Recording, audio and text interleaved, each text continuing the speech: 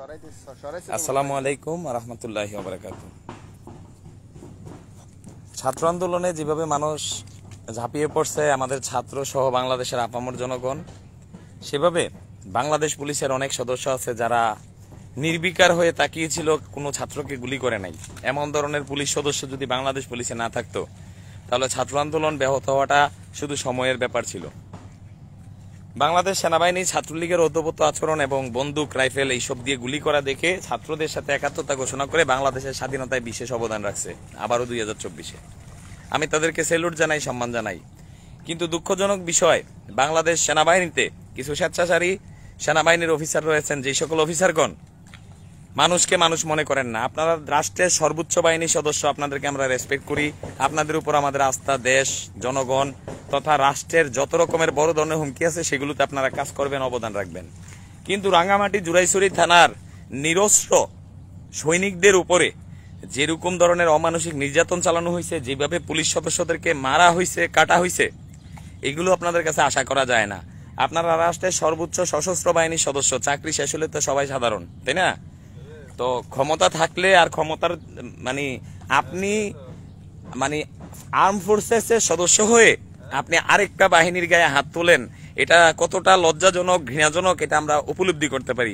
ছাত্র আন্দোলনে আমরাও অংশগ্রহণ করছি, বিশেষ করে আমি সোহেল রানা ছাত্র আন্দোলনে ব্যাপক ভূমিকা পালন করছি, যা আমার অত্র অঞ্চল সহ সেনাবাহিনী পর্যন্ত জানে। কিন্তু দুঃখজনক বিষয়, বাংলাদেশ পুলিশ আমার অস্তিত্বের একটা বিষয়। আমি বাংলাদেশ পুলিশকে মনে প্রাণে ভালোবাসি। বাংলাদেশ পুলিশের অসাধু ব্যক্তিদেরকে যেমন ঘৃণা করি, ভালো ব্যক্তিদেরকে তেমন স্যালুট করি, সম্মান করি।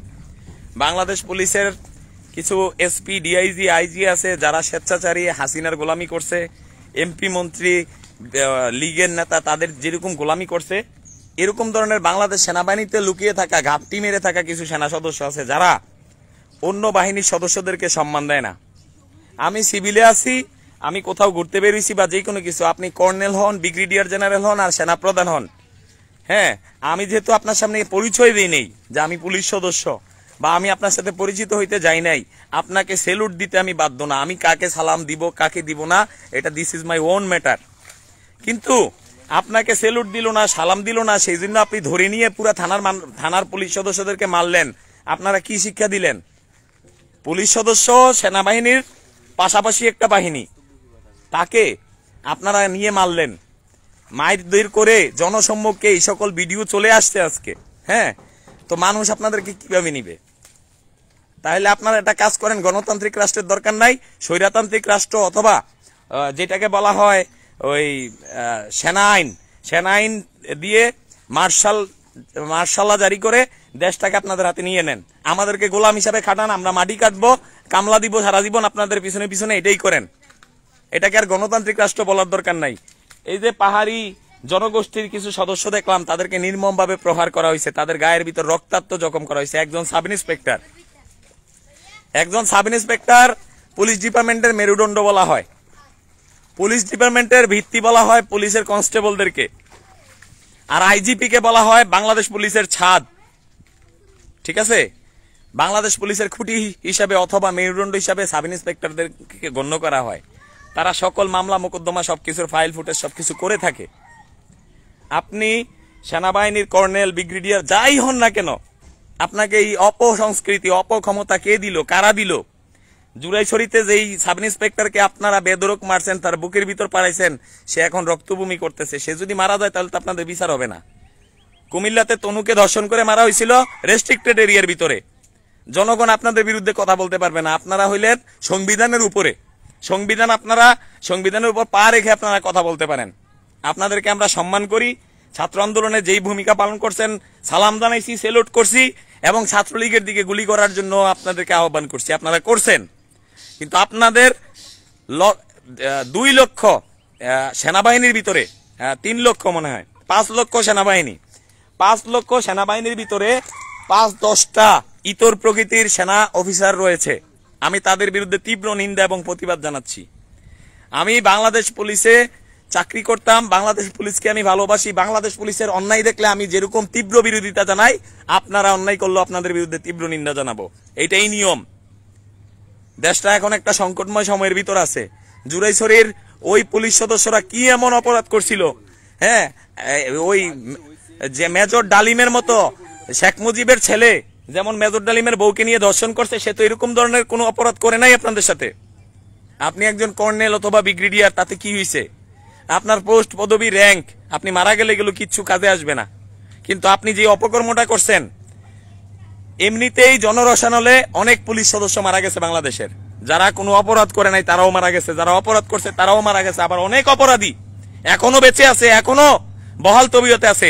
সেইগুলোর বিষয়ে আপনাদের মাথা ব্যথা নাই, কারণ এদেরকে বাঁচিয়ে রাখতে হবে। কিন্তু নিরীহ কনস্টেবল, নিরীহ সাব ইন্সপেক্টরকে মারার সময় আপনার গায়ে বাঁধা নাই, কারণ আপনার র্যাঙ্কের ওজন বিরাট, আপনি খুব ক্ষমতাধর, আপনার খুব ক্ষমতা। হ্যাঁ, কারণ সেনাবাহিনী হলো দেশের সর্বোচ্চ বাহিনী, তারা যখন যারে খুশি দর্শনও করতে পারবে, তারা মারতেও পারবে, কাটতেও পারবে। জনগণ তাদের কাছে কুত্তার বাচ্চা, জনগণ হইলো কুত্তার বাচ্চা, হুকুমের গোলাম। এরকম তো কেন করলেন? এটার জবাব দিবেন আপনারা।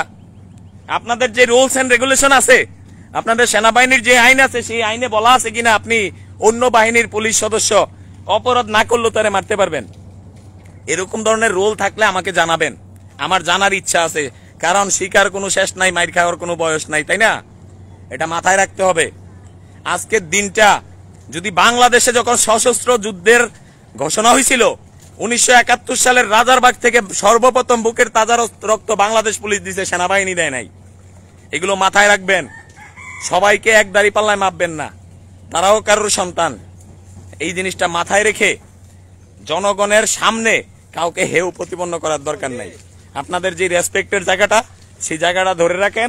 এবং আমি জোর দাবি জানাচ্ছি, আমি সোহেল রানা, ছাত্র আন্দোলনের একজন, আমি জোর দাবি জানাচ্ছি, পুলিশ সদস্যদেরকে অন্যায়ভাবে যেই কর্নেল নাকি হাত তুলছে, নির্মম ভাবে মারছে, তাদের কাছে সে ক্ষমা চাইতে হবে। সে যত বড় র্যাঙ্কদারি হোক, তার ক্ষমা চাইতে হবে। হাসিনা যেহেতু ক্ষমা চাইতে বাধ্য হয়েছে, আপনিও ক্ষমা চাইতে হবে। আপনার কারণে সেনাবাহিনী বিতর্কিত হইতে পারে না। একটা ডিপার্টমেন্ট আপনার মতো একজন কুলাঙ্গারের জন্য বিতর্কিত হতে পারে না। সো ডোন্ট ডু ইট, এটাই সোহেল রানা বলবে। এতটুকুই বলবো, ক্ষমতার অপব্যবহার করবেন না। হাসিনার মতো ক্ষমতাধর এই দেশে থাকতে পারে নাই। আপনি কর্নেল, ব্রিগেডিয়ার বা যত বড় ক্ষমতাধর হন না কেন, আপনি কাউকে মারার হক থাকে না, আপনি কাউকে মারতে পারেন না, অন্যায়ভাবে কাউকে মারতে পারেন না। আজকে যদি জুরাইছড়ির পুলিশ সদস্যরা আপনার সাথে, আপনার ওয়াইফের সাথে দুর্ব্যবহার করতো, খারাপ ব্যবহার করতো, আমি তাদের বিরুদ্ধেই আজকে জিহাদ ঘোষণা করতাম। কিন্তু কেন? আপনি সেনাবাহিনী, আপনাকে সম্মান করি দেখে আপনি মাথায় উঠে গেছেন? এরকমটা না। গণতান্ত্রিক রাষ্ট্রে 51টি ক্ষমতা কেউ প্রদর্শন করতে পারে না। বুঝতে পারছেন? সংবিধানটা মাঝে মধ্যে পড়বেন।